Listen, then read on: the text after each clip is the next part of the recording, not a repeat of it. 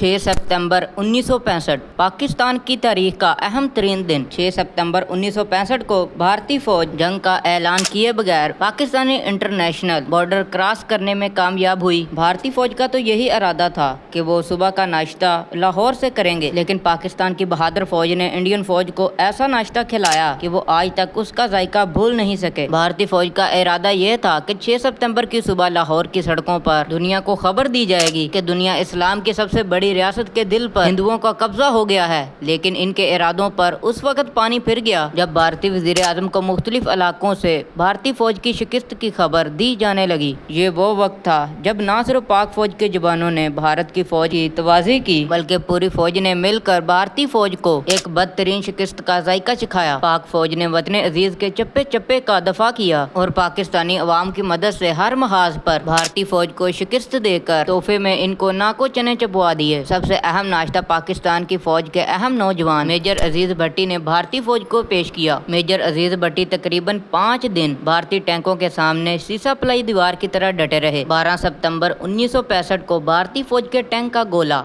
Major अजीज के सीने पर लगा, जिससे वो शहीद हो गए। मेजर अजीज भट्टी तो शहीद हो गए, लेकिन भारतीय फौज के दिल में अपना खौफ बैठा गए। भारत मेजर अजीज भट्टी की कुर्बानियों को आज तक नहीं भूले और ना ही कभी भूल पाएंगे। 6 सितंबर 1965 को भारत की तरफ से पाकिस्तान पर मुसल्लत की गई जंग भारत के लिए ही एक खौफनाक अंजाम साबित हुई। पाक फौज ने न सिर्फ अपने इलाके को कामयाब तरीके से दिफा किया, बल्कि उनके इलाके में भी घुसकर उनको नाको चने चबाए। पाकिस्तानी अवाम हर साल 6 सितंबर यौम दिफा के तौर पर पाक फौज के चप्पे चप्पे के दिफा को याद करती है। दूसरी तरफ भारत भी इस नाश्ते को बहुत अच्छे तरीके से याद करते हैं, जो कि पाकिस्तानी फौज ने इन्हें खिलाया था। दोस्तों, 1965 के वार को अगर हम नावल कहें तो गलत नहीं होगा, क्योंकि इसके इतने बाब हैं कि जितने आपको सुनाएंगे तो बेशुमार एपिसोड बन जाएंगे। ये मुख्तसर तारीख का वाकया इसीलिए आपको छोटी सी वीडियो में बताया ताकि भारत को अपनी औकात याद रहे और पाकिस्तानी अपने जज्बात उसी तरह बरकरार रखें। ये पाकिस्तानी फौज के लिए इसीलिए भी प्राउडफुल वाकया है, क्योंकि जब